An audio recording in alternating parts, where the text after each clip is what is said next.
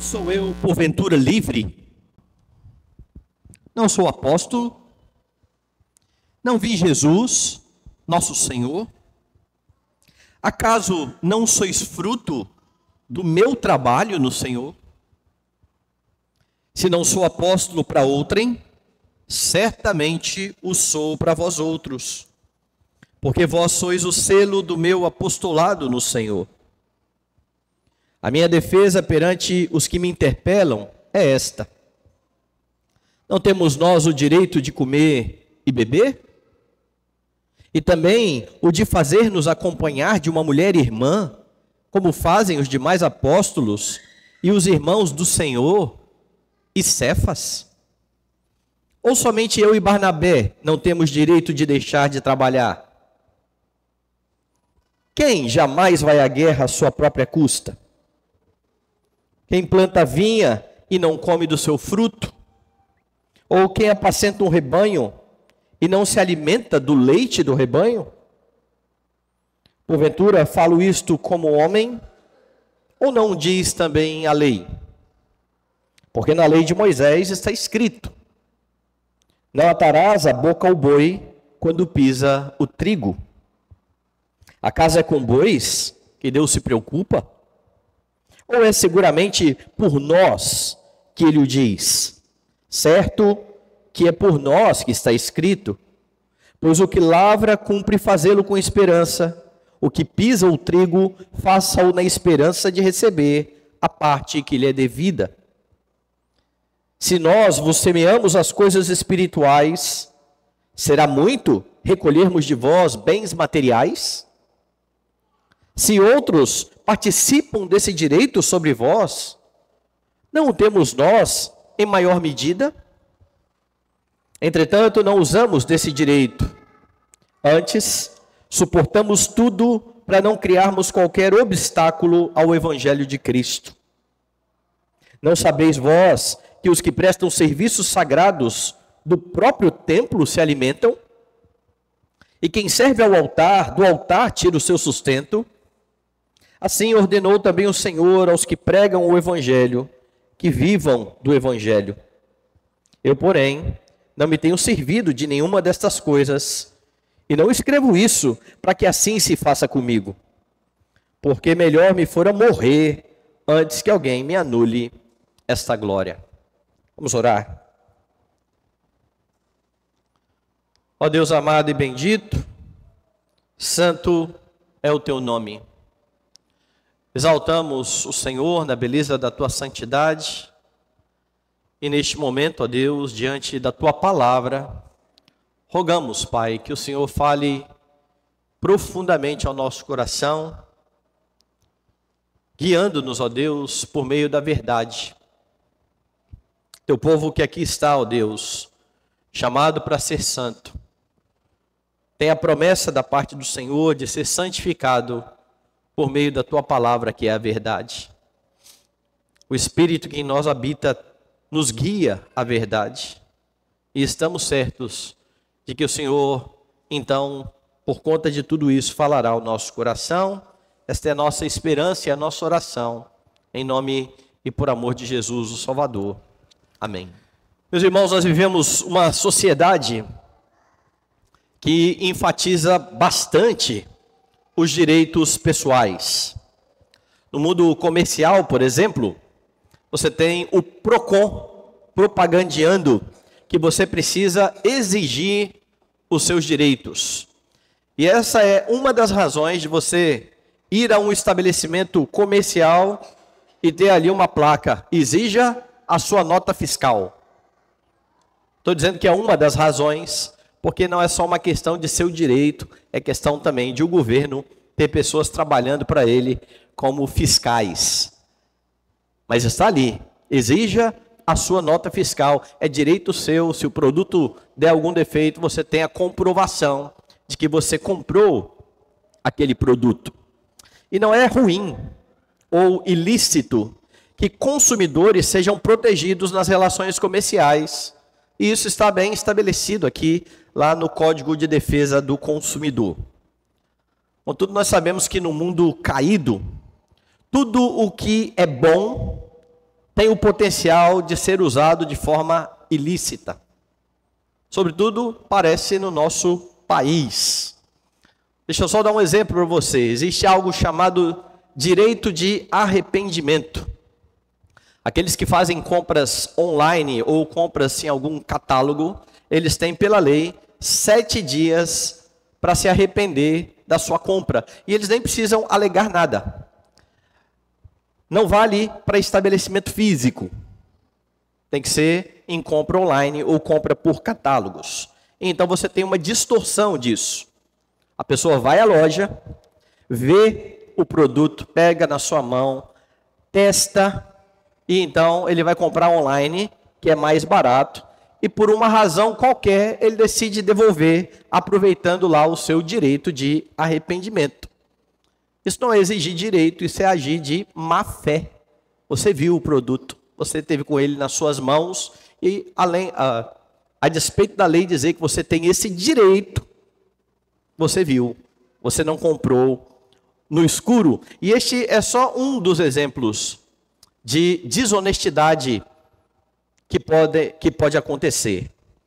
Infelizmente, quando nós falamos de direito, ou nos nossos direitos, muitas vezes o egoísmo fala mais alto, até mesmo no meio dos crentes.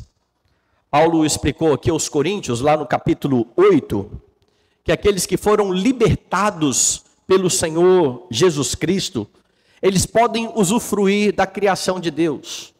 Eles podem comer o que eles querem, eles podem beber o que eles bem entenderem, porque todas as coisas pertencem a Deus e os crentes também pertencem a Deus. A liberdade em Cristo é tamanha que não haveria problema sequer em comer de carne sacrificada a ídolos. Porque o ídolo não é nada, diz Paulo. Não há problema, então. A oração e a ação de graças torna, então, isso lícito. Entretanto, por amor aos irmãos, Paulo vai dizer o seguinte: existe gente na igreja que é fraca na fé. Não há conhecimento maduro em todos. Não são todos que entendem que não há problema na carne sacrificada a ídolos. Tem muita gente que ainda come como se estivesse comendo uma comida sacrificada aos ídolos. E aqueles então que tinham um entendimento correto do assunto, por amor a estes irmãos mais fracos, deveriam abrir mão do seu direito. E isso é bastante difícil. Como é que o outro vai regular o que eu faço? Por que eu posso comer algo e vou deixar de fazer isso porque alguém acha que isso é errado ou que isso é pecado? E é por isso então que Paulo conclui o capítulo de número 8, no verso 13, de forma bastante enfática. E por isso, por todas as razões alegadas, se a comida serve de escândalo ao meu irmão, nunca mais comerei carne, para que não venha a escandalizá-lo. Paulo mesmo toma a frente no exemplo, Paulo que disse também saber que o ídolo não é nada. Mas o mesmo Paulo que disse, o saber ensoberbece, o amor edifica. Por amor ao meu irmão, se ele se escandaliza com isso, nunca mais comerei carne. Então, no capítulo 9, ele vai dar um exemplo disso, de como ele próprio abriu mão dos seus direitos. Paulo vai ilustrar o seu ensino com aquilo que havia acontecido na sua própria vida. E a partir do que Paulo então expõe e argumenta, você aprende sobre como você deve lidar com os seus direitos. Como é que crentes, à luz da palavra de Deus, precisam lidar com os seus direitos? O primeiro ensino do texto é o seguinte: entenda que os seus direitos são fruto da liberdade. Paulo inicia o texto no capítulo 9, verso 1, com 4 perguntas retóricas iniciais. Perguntas que ele mesmo já sabe a resposta. Perguntas que visavam demonstrar o seu ponto anterior. E além disso, responder àqueles que duvidavam da sua autoridade como apóstolo. Porque quando Paulo diz assim, olha, eu sei que não há problema em comer carne, mas se isso escandaliza o meu irmão, eu nunca mais vou comer carne. Pode vir a pergunta, cadê a liberdade? Você não falou que é livre? Você não falou que nós somos livres? Então veja a primeira pergunta dele no capítulo 9. Não sou eu, porventura, livre? O fato de abrir mão de comer carne iria fazer com que Paulo fosse menos livre? Essa é a ideia. E ele pergunta mais: não sou apóstolo? Não vi Jesus, nosso Senhor? Acaso não sois fruto do meu trabalho no Senhor? E como eu disse, essas são perguntas retóricas. Para cada uma dessas perguntas, a resposta é um retumbante sim. Claro que é. Não sou livre? Sim, você é livre. Não sou apóstolo? Sim, você é um apóstolo. Não vi Jesus, o nosso Senhor? É claro que viu. Acaso não sois fruto do meu trabalho no Senhor? Sim, Paulo, a igreja começou com você. E ao dizer então, não sou livre, ele está enfatizando abrir mão da comida em favor do irmão mais fraco. Não invalida essa preciosa verdade. Porque alguns poderiam condenar Paulo de estar sendo contraditório no seu argumento. Ao mesmo tempo que ele diz, você pode comer o que você bem entender, ele diz, por amor ao irmão mais fraco, deixe de comer. Paulo, não tem lógica isso. Ele falou, lógico que tem. Eu não sou livre? Eu fui liberto pelo Senhor Jesus Cristo. Além disso, ele afirma que ter visto a Jesus, ele está fazendo uma alusão ao que ocorrera no caminho de Damasco. Ele diz, foi o nosso Senhor que me constituiu apóstolo. Havia pessoas na igreja que duvidavam das credenciais apostólicas de Paulo.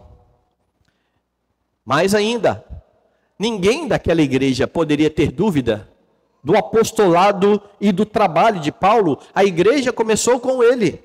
Foi ele que chegou em Corinto e começou a pregar o evangelho e pessoas começaram a se converter, formando aquela comunidade. E se outras pessoas não reconheciam o trabalho de Paulo, a igreja de Corinto deveria reconhecer. É por isso que ele diz assim no verso 2: se não sou apóstolo para outrem, certamente o sou para vós outros, porque vós sois o selo do meu apostolado no Senhor. Paulo está dizendo, olha, outras pessoas que não me conhecem podem até alardear isso, dizer isso, alegar que eu não sou apóstolo, vocês não. Vocês são a prova do meu apostolado, vocês são o selo do meu apostolado, vocês são fruto do meu trabalho. E então ele vai falar aqui que a sua posição de livre em Jesus Cristo e de apóstolo conferia a ele direitos. Direitos que os demais apóstolos também tinham. Veja como ele continua dizendo isso aí, versos 4 e 5. Não temos nós o direito de comer e beber, e também o de fazer-nos acompanhar de uma mulher irmã, como fazem os demais apóstolos e os irmãos do Senhor e Cefas? Note que no verso de número 3, ele diz, a minha defesa perante os que me interpelam, perante os que me questionam acerca dos meus direitos é esta. E então ele faz estas perguntas. Agora repare bem, ele fala em comer e beber, e isso está ligado à discussão anterior. Você tem liberdade para comer o que você quiser e para beber o que você bem entender. E de igual forma ele diz, eu também tenho o direito de ter uma esposa crente. Na sua tradução aí, está uma mulher irmã. A ideia aqui é de fato de uma esposa crente. Lembra que Paulo, quando falou de casamento, disse às esposas que, porque tinham se convertido e o marido não, estavam numa relação de julgo desigual, disse: a mulher está ligada ao marido enquanto vive, mas se morrer o marido, ela está livre para casar com quem ela quiser, mas no Senhor, pois ele está dizendo, eu tenho o direito de casar no Senhor, de ter uma mulher irmã, uma esposa crente. O que Paulo está dizendo é, meus irmãos, eu tenho direito, porque eu sou livre em Cristo, de usufruir de todos esses direitos.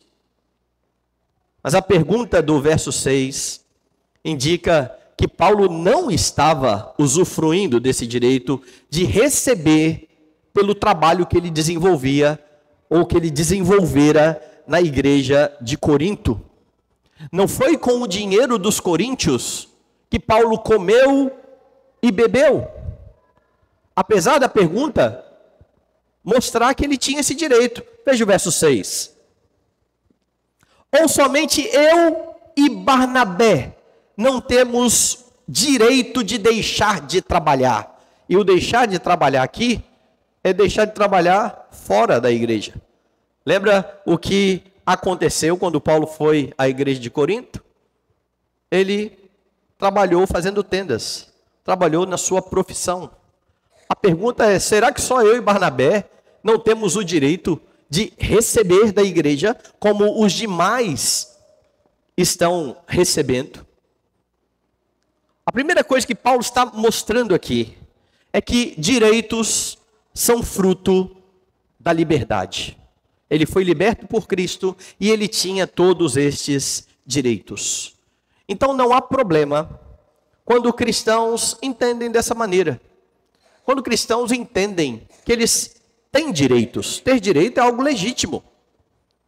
E você tem liberdade de usufruir de tudo aquilo que é justo. Paulo diz que do Senhor Deus e Pai são todas as coisas e nós dele. E é por causa da liberdade em Cristo que você tem direitos. Não é então errado você conhecer quais são os seus direitos. Não é errado você desfrutar dos seus direitos. Como eu disse, o que Paulo está afirmando aqui foi mencionado no capítulo anterior. É seu direito comer, ainda que seja carne sacrificada a ídolos. A grande questão é lícito? Pensando no seu irmão fraco, Paulo não está duvidando do seu direito de comer a carne sacrificada aos animais. Ele está indo além, dizendo, olha, vale a pena, considerando a fraqueza do seu irmão, vale a pena esmurrar a consciência de alguém por quem Cristo morreu. De igual forma, é seu direito casar. Paulo coloca isso. Quem casa a sua filha faz bem, quem não casa faz melhor. Se é direito casar, o que é preciso pensar nesse contexto? Na conveniência. A perseguição viria. Seria muito difícil cuidar de uma família e servir a Deus no meio de uma perseguição. Não se trata então de abafar o direito de alguém. Trata-se de alguém entender que é livre e por conta dessa liberdade ter direitos. Então quando você assume a postura de julgar aquilo que outros irmãos estão fazendo, e você vê no direito ilícito, porque isso não é direito seu, de criticar aqueles que não agem como você, isso se constitui pecado. Porque você é livre e tem vários direitos. Mas você não tem direito de julgar o seu irmão naquilo que Deus permitiu que ele faça. Ele é servo do Senhor. Ele faz para Deus. Quando Paulo escreve aos Romanos, ele fala isso. Quem come, para o Senhor come. Quem não come, para o Senhor não come. Então, quem come, não fique julgando o que não come. e o que não come, não fique perturbando a cabeça de quem come. Viva a sua liberdade. Não queira proibir aquilo que Deus concedeu liberdade aos seus filhos de fazer, porque isso é assumir o lugar de legislador, é querer tomar o lugar do Senhor. Mas o que Paulo está colocando aqui também é que é direito dos ministros do Evangelho, e isso está dentro do contexto, receber digno salário que permita que eles vivam apenas para o Evangelho. Essa é a pergunta de Paulo no verso 6. Só eu e Barnabé não temos o direito de parar de trabalhar para se dedicar integralmente à igreja? Esta é a ideia? Porque muitos negam isso. Eu mesmo já fui perguntado algumas vezes, quando eu digo que eu sou pastor, e a pessoa diz assim, e você trabalha com o quê? O que essa pergunta pressupõe? Essa pergunta pressupõe que ser pastor não tem nada a ver com salário. Não tem nada a ver com receber. Você tem que ter uma fonte de renda. Você trabalha com o quê? O que você faz para colocar comida na sua mesa? E há muitos que, infelizmente, se envergonham de receber da igreja. Eu conheço o caso de um pastor, que quando ele vai a algum lugar e perguntam assim, fazer cadastro em loja, e perguntava profissão, ele não falava pastor. Ele aproveitava o fato de ser professor do seminário e dizia, eu sou professor. Para evitar qualquer coisa. Pastores constrangidos por receber da igreja. E Paulo está dizendo, é um direito. É um direito que você tem em toda a liberdade em Cristo Jesus. Mas o ponto aqui não é se você tem ou não tem direitos. Você tem direitos. Você é livre e tem direitos. A questão é como é que você lida com os direitos. E então Paulo estabeleceu, bom, você tem direitos porque você foi liberto pelo Senhor Jesus Cristo. Mas ele avança um pouco mais e dá a você um outro princípio para que você lide corretamente com os seus direitos. É preciso que você avalie os seus direitos à luz da Escritura, para saber se aquilo que você acha que você tem direito é respaldado pela palavra de Deus. Porque tem um monte de gente que está querendo ter direito a um monte de coisa que é proibido pela Bíblia. Então você precisa avaliar os seus direitos à luz da Escritura. Os direitos que advêm da liberdade cristã dizem respeito àquilo que não é contrário à palavra de Deus. Aquilo que Deus proibiu, por exemplo, não deve sequer ser cogitado pelo cristão. O cristão não é livre e tem o direito de desrespeitar pai e mãe. O cristão não tem o direito de roubar. O cristão não tem o direito de adulterar. Tudo isso está na lei do Senhor. E aqui só uma pequena digressãozinha. Há muitas pessoas que falam que a lei não vale mais, né? Não passou. Já passou. E se a lei já passou, você teria o direito de fazer isso. Mas a lei vale. A lei está em vigor. E aquilo que Deus proibiu não é direito do cristão. Então, cristãos não cogitam ter direito naquilo que Deus lhes proibiu. E eu quero dar um exemplo disso, pensando na lei que eu citei aqui no início. A lei lá do arrependimento, ela garante o arrependimento dessas compras feitas fora do estabelecimento físico, como eu disse. Qual é o objetivo da lei? Proteger você de uma propaganda enganosa. Porque você pode olhar um catálogo, olhar o produto e falar, beleza, isso aqui. Compra o produto, chega na sua casa, tem nada a ver com aquilo ali. Você foi ludibriado, você foi enganado. Ou você vai na internet e vê a propaganda online, vou comprar. Quando chega, gato por lebre. A lei do arrependimento está te protegendo de cair num golpe. Então você não precisa alegar por que você não quer mais. É só você devolver o produto e acabou a história. Quando você faz uso desse direito, o vendedor, ele não sabe se você, antes de comprar com ele, foi à loja física, manuseou o produto, viu e decidiu, eu vou comprar, mas eu não vou comprar na loja física, porque na loja online está mais barato. Ele não sabe disso. Ele só sabe que como você comprou online, há o direito de arrependimento. Então ele simplesmente, pela lei, vai ter que devolver para você o dinheiro, sem briga. E você vai sair tranquilo, lucrando na história. Não esqueça que diante de Deus isso é desonestidade. Aquilo que o vendedor não sabe,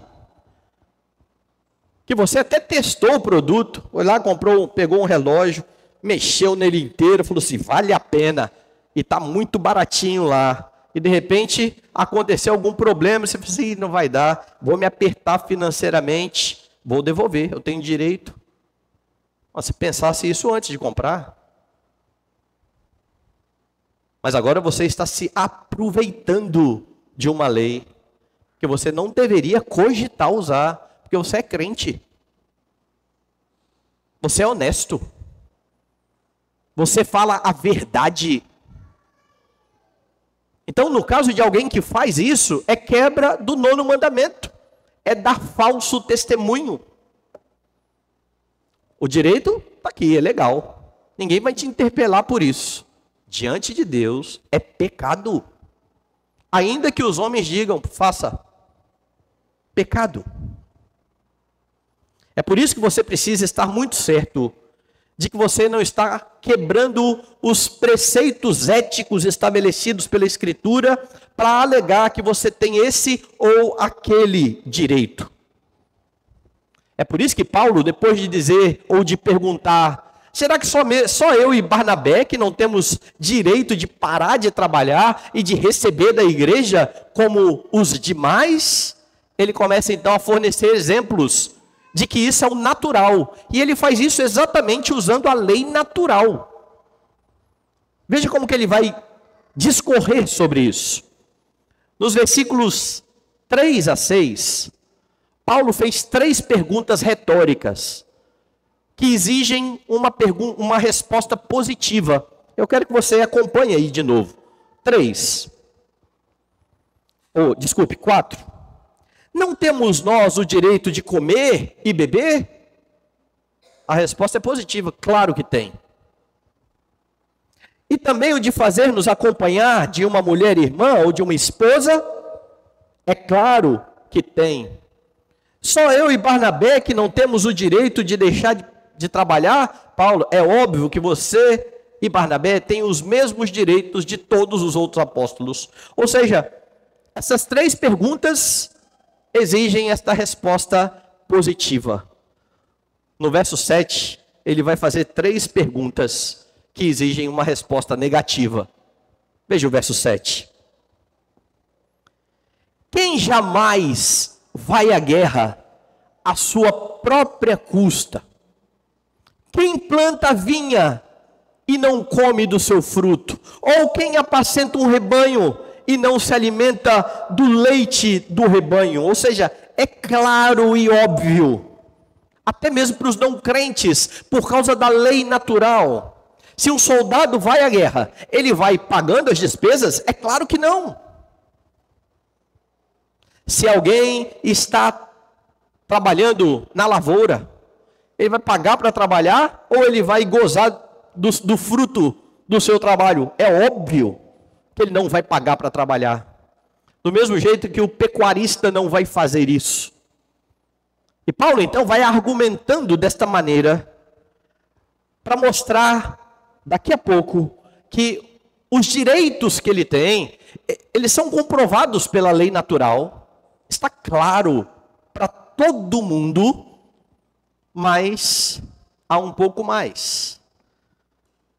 Ele vai mostrar que diante de tudo isso, os que servem a igreja devem receber da igreja. E então ele cita a própria Escritura. Verso 8 e 9. Porventura falo isso como homem? Ou não diz também a lei? Vocês acham que isso vem da minha cabeça? Vocês não conhecem a Escritura? Então ele cita a Escritura, porque na lei de Moisés está escrito: não atarás a boca ao boi quando pisa o trigo. Acaso é com bois que Deus se preocupa? E perceba a habilidade de Paulo com as Escrituras. Ele citou o texto lá do Antigo Testamento, do cuidado que os donos dos animais deveriam ter com os animais que eles colocavam para trabalhar. E então a pergunta é: se Deus se preocupa com o boi, Ele não vai se preocupar ainda mais com os seus ministros? Essa é a ideia. Por isso, então, no verso 10, depois de perguntar no finalzinho do 9, acaso é com bois que Deus se preocupa? Ele diz no verso 10, ou é seguramente por nós que ele o diz? Certo que é por nós que está escrito, pois o que lavra cumpre fazê-lo com esperança, o que pisa o trigo, faça-o na esperança de receber a parte que lhe é devida. E o princípio que Paulo está pegando é bastante interessante e era bastante conhecido. Se um judeu, por exemplo, ao colocar o boi para o trabalho, para debulhar os grãos, então havia uma espécie de poste e o boi era amarrado para andar em círculos, puxando uma tábua que ia por cima dos grãos. Em cima dessa tábua eles colocavam pedras para pesar os grãos, e enquanto o boi então ia rodando ali, ele ia amassando, debulhando aqueles grãos e ia cansando. O trabalho é pesado. O que o boi fazia? Ele comia. Ele podia comer quantos grãos ele quisesse comer. Então, se alguém colocasse um boi para trabalhar, e então amordaçasse o boi, para evitar o boi de se alimentar, essa pessoa corria o risco de ser açoitado na sinagoga, por causa do boi. É esse o texto que Paulo está trazendo, para dizer: você acha que é com boi mesmo que Deus se preocupa? É claro que Deus se preocupa com os animais. É claro que Deus manda cuidar da sua criação. Mas muito mais, Ele se preocupa com os homens, sobretudo, Ele está falando aqui dos seus ministros. Então o que Paulo está mostrando aqui é que está muito claro pela palavra de Deus que é direito do ministro esperar receber daqueles para quem ele está ministrando. Verso 11. Se nós vos semeamos as coisas espirituais, será muito recolhermos de vós bens materiais? Se os ministros estão se gastando, estudando, se preparando para edificar a igreja, é muito receber por isso? É essa a pergunta de Paulo. Você precisa avaliar os seus direitos à luz da palavra. É isso que Paulo está fazendo. Eu tenho o direito. A palavra diz que eu tenho esse direito. Mas, meus irmãos, por causa do pecado, esse mandamento é quebrado, tanto por igrejas, quanto por pretensos ministros. É quebrado pela igreja, quando a igreja tem mão remissa, quando a igreja não remunera dignamente os seus pastores, quando a igreja não se preocupa com o ministro e a sua família, quando a igreja tem condições de dar tudo que é digno e não faz isso. Na época que eu estava no seminário, eu conheci um rapaz que se tornou um bom amigo. E quando esse rapaz começou a trabalhar no interior do estado, de um grande estado aí brasileiro, Esse rapaz vindo de uma família onde o pai tinha um negócio que dava bastante dinheiro, e ele deixou o negócio do pai para ser pastor. E foi pastorear no interior. E um dia foram tratar do salário do pastor. E um dos presbíteros olhou para ele e falou: pastor, eu pago para o meu peão que mexe o dia inteiro com boi um salário mínimo. Por que o senhor acha que tem que ganhar mais do que isso? E ele estava contando isso com uma tristeza danada. E eu fiquei do lado de cá pensando, né? Primeiro na estupidez do camarada comparar o trabalho do peão dele com o trabalho do pastor. E segundo, na ironia. Porque o peão está cuidando de boi e o pastor estava cuidando daquele presbítero. O que é aquele presbítero? Ele é boi? Ele é bicho? Ou ele tem, como diz o catecismo, uma alma que não pode morrer, que precisa ser nutrida e alimentada? Mas na hora de remunerar o pastor, não. É a mesma coisa. Não vamos pagar mais do que isso. E eu enfatizo, um rapaz que deixou de trabalhar na empresa do pai, que dava muito mais dinheiro do que o pastorado. Igrejas pecam nisso aí. Mas há ministros que pecam também, quando eles acham que eles devem enriquecer às custas da igreja. Uma coisa é o salário digno, que não vai deixar o ministro passar por necessidades. Outra coisa é o ministro querer viver uma vida irregalada. Aí sim, vai ser empresário, vai ser alguma coisa, fazer um concurso que pague bem. Mas são dois extremos que negam a mesma verdade que Paulo está dizendo aqui, ou o mesmo direito que Paulo está colocando aqui. Há direito naqueles que recebem quando servem no reino de Deus. Contudo, é importante frisar que receber pelo trabalho é direito que a Escritura confere. Mas isso não é só para os pastores, não é só para os ministros. Paulo está dando o exemplo dele, porque ele está querendo provar o princípio lá do capítulo 8.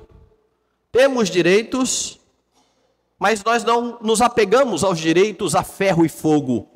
Ele está mostrando como é que você avalia o seu direito. É à luz da palavra de Deus. E isso se estende a qualquer direito que você acha que você tem. Então, quando você quiser alegar algum direito, você precisa estar certo de que ou ele é ordenado pela Escritura, ou ele não é proibido pela Escritura.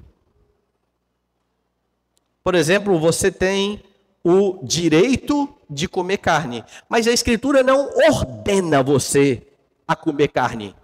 Ela também não proíbe você de comer carne. Pelo contrário, ela diz que Deus fez tudo para o homem, para serviço do homem. Como é que você vai lidar com esse direito?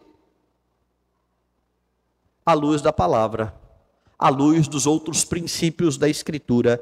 E já eu vou chegar no ponto de Paulo. Há muitos crentes, infelizmente, achando que tem direito de fazer o que a Bíblia proíbe, só porque a lei dos homens permite.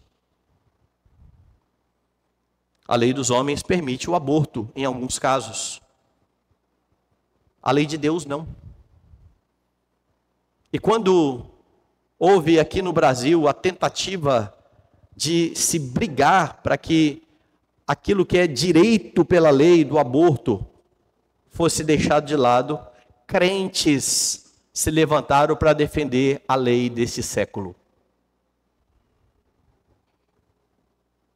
Crentes não têm direito de defender o que é proibido pela palavra de Deus. Aborto é assassinato. Ah não, mas em caso de estupro é permitido. Não deixa de ser assassinato. O estupro é algo terrível, fruto da queda. O assassinato não é menos terrível. Nós não conseguimos pegar e consertar algo com outro pecado. Mas há muitos crentes que defendem isso porque a nossa lei diz. Nem tudo que a lei do país diz está a favor da palavra de Deus. E se não está, e se é proibido pela palavra de Deus, você não tem direito, ainda que os homens digam que você tem. Avalie os seus direitos a partir da palavra de Deus. O último princípio que Paulo estabelece. Veja como Paulo está progredindo. Ele está dizendo, você tem direitos, porque você é livre. A liberdade em Cristo confere a você direitos. Mas antes de chamar alguma coisa de direito, olhe para a Bíblia. É a Bíblia que vai reafirmar quais são os direitos.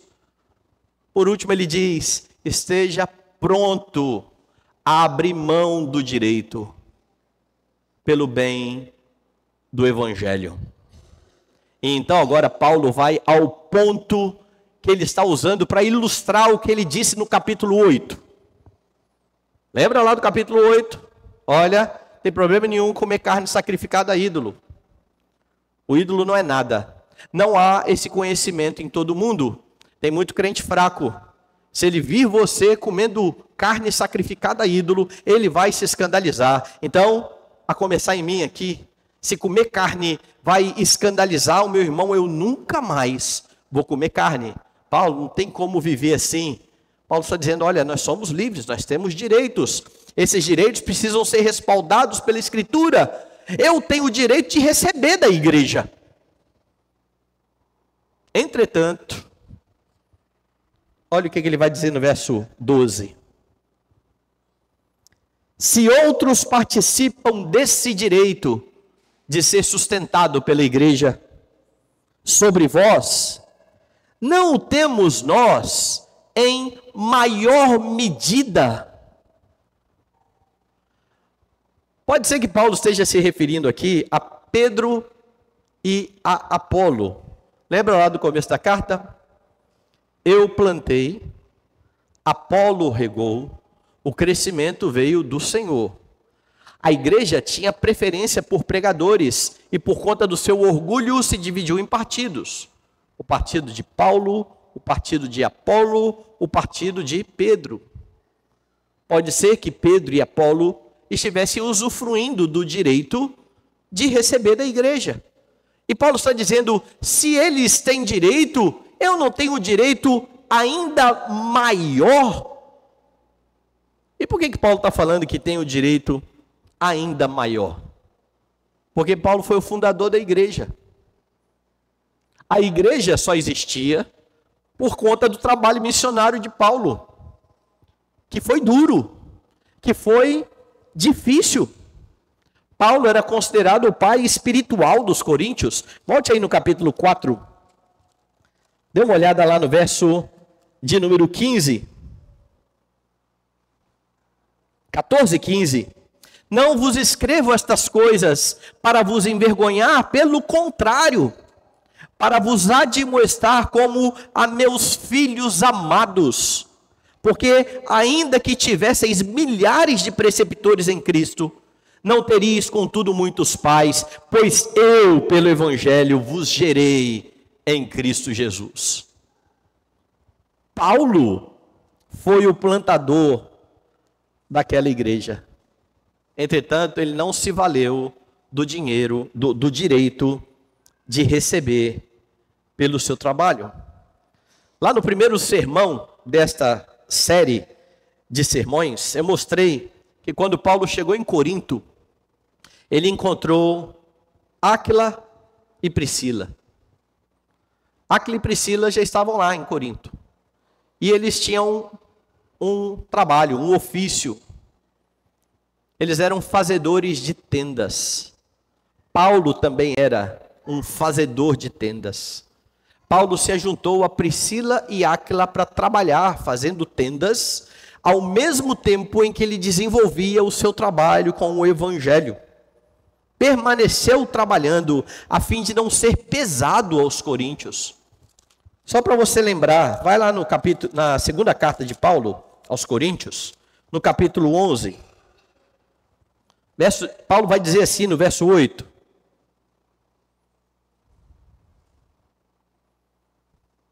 De 7 a 9. Cometi eu, porventura, algum pecado, pelo fato de viver humildemente, para que fosseis vós exaltados, visto que gratuitamente vos anunciei o evangelho de Deus? Despojei outras igrejas, recebendo salário para vos poder servir, e estando entre vós, ao passar privações, não me fiz pesado a ninguém, pois os irmãos, quando vieram da Macedônia, supriram o que me faltava, e em tudo me guardei e me guardarei de vos ser pesado. Paulo está fazendo menção aqui a algo que está registrado em Atos dos Apóstolos, capítulo 18. Vá lá. Quem são estes irmãos que vieram e supriram Paulo? Capítulo 18, se você olhar o título que tem aí na sua Bíblia, trata de Paulo em Corinto. No verso 5 diz: quando Silas e Timóteo desceram da Macedônia, ele não fala isso lá na segunda carta? Os irmãos que vieram da Macedônia? Quando Silas e Timóteo desceram da Macedônia, Paulo se entregou totalmente à palavra, testemunhando aos judeus que o Cristo é Jesus. Então, ele estava em Corinto, pregando o evangelho, plantando uma igreja, trabalhando para poder se sustentar, não sendo pesado aos coríntios. Ele só deixou essa situação quando estes homens vieram da Macedônia com mantimentos. E agora ele diz: agora eu não preciso mais trabalhar para comer e beber. Eu tenho o que comer e beber. Ele larga o trabalho de fazer tendas e se dedica apenas à pregação do evangelho. Paulo está relembrando isso aqui aos irmãos. Se outros têm o direito, eu tenho o direito ainda maior. Ele relembra então no verso 13 a ordenança bíblica para o sustento dos ministros. Dê uma olhada. 9:13. Não sabeis vós que os que prestam serviços sagrados do próprio templo se alimentam? E quem serve ao altar, do altar tira o seu sustento? Assim ordenou também ao Senhor, aos que pregam o evangelho, que vivam do evangelho. Paulo está fazendo isso pautado lá em Deuteronômio, capítulo 18. Veja lá. Os sacerdotes levitas e toda a tribo de Levi não terão parte nem herança em Israel. Lembra que Deus prometeu a terra a Abraão? E a terra são para as tribos. Cada tribo recebeu o seu quinhão, a sua porção. Levi não recebeu terra. A sua porção é o Senhor, disse Deus para Levi. O seu quinhão não é terra. A sua porção é o Senhor. E então aqui ele diz: das ofertas queimadas ao Senhor e daquilo que lhes é devido comerão, pelo que não terão herança no meio dos seus irmãos. O Senhor é a sua herança, como lhes tem dito. E então aqui vai falar acerca deste sustento dos levitas. Então quando Paulo diz que os que prestam serviços sagrados se alimentam dos próprios serviços, ele está pegando isso. Lembra que os filhos de Eli faziam isso de forma inapropriada? Porque eles levavam as ofertas, parte da oferta era queimada, parte os sacerdotes comiam. Os filhos de Eli metiam o garfo antes do pessoal sacrificar e pegava a melhor parte para eles. Faziam errado. E por isso foram mortos pelo Senhor. Mas era direito. Paulo está relembrando isto aqui. Mas ele reafirma que não se valeu disso. Como afirmou no verso 12, Paulo ele preferia não colocar empecilhos para a proclamação do evangelho. Veja de novo o verso 12. Se outros participam desse direito sobre vós, não temos nós em maior medida? Entretanto, mesmo tendo esse direito, não usamos desse direito, antes suportamos tudo. Paulo escreve na segunda carta, passou privação e dificuldade. Por quê? Para não criarmos qualquer obstáculo ao evangelho de Cristo. E agora ele mais uma vez diz que não estava fazendo uma cobrança aos coríntios. Ele simplesmente estava ilustrando aquilo que ele estava ensinando. Para mostrar que apesar de ter direito, por amor ao evangelho, ele estava disposto a abrir mão do salário, passando privação. Imagine como isso chega ao ouvido do camarada que fala assim: ninguém vai me impedir de comer carne aqui, tem nada de irmão, não vou abrir mão de comer carne por causa de ninguém, pois Paulo abriu mão do seu salário, pelo bem do evangelho. O argumento de Paulo é bastante forte. Ele de fato tinha aberto mão de receber sustento daqueles irmãos. Agora é preciso que fique bem claro, Paulo não era contra se ganhar salário. Paulo ordenava o sustento dos ministros. Veja, por exemplo, a primeira carta a Timóteo. Lá no capítulo 5, ele diz assim, nos versos 17 e 18. Devem ser considerados de merecedores de dobrados honorários os presbíteros que presidem bem, com especialidade os que se afadigam na palavra e no ensino, pois a Escritura declara, veja o versículo, não amordaces o boi quando pisa o trigo. Ele já citou isso aos coríntios. E ele cita mais, o trabalhador é digno do seu salário. Quem foi que disse isso? Fala em Mateus capítulo 10. Jesus comissiona pescadores, os tira de trás das suas redes. Estes homens ganhavam o seu sustento da sua pesca. E agora Jesus vai dizer, eu vou fazer de vocês pescadores de homens. No capítulo 10 de Mateus, ele então vai instruir estes homens acerca da pregação do evangelho e vai enviá-los numa difícil missão que poderia talvez custar a vida de alguns.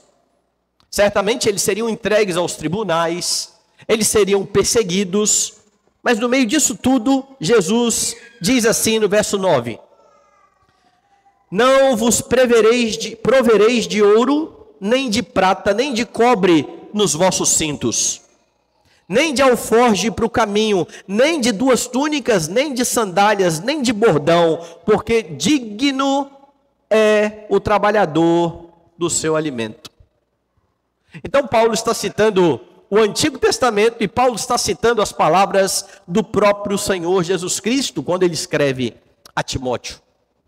Vá na epístola de Paulo aos Gálatas, e você verá no capítulo 6, verso 6, o seguinte: mas aquele que está sendo instruído na palavra, ou seja, mas a igreja, faça participante de todas as coisas boas aquele que o instrui. Remunerem aqueles que estão trabalhando para a edificação de vocês. Paulo não era contra receber salário.